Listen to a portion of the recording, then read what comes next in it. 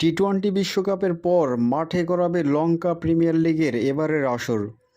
পহেলা জুলাই থেকে শুরু হতে যাওয়া এই আসরের আগে অনুষ্ঠিত হবে নিলাম। তবে নিলামের আগেই আইকন ক্রিকেটার হিসেবে মোস্তাফিজুর রহমানকে দলে ভিড়িয়েছে ডাম্বুলা থান্ডার্স।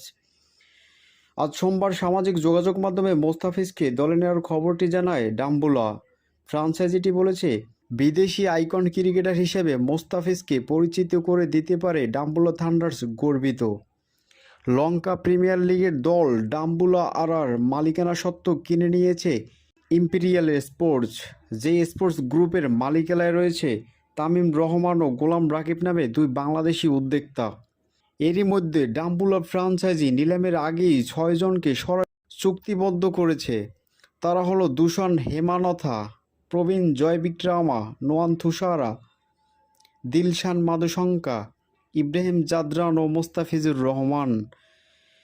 ধারণা করা হচ্ছে মোস্তাফিজকে সরাসরি চুক্তিতে 70,000 মার্কিন ডলারে দলে নিয়েছে ডাম্বুলা থান্ডার, যা বাংলাদেশি মুদ্রায় প্রায় 85 লাখ টাকা।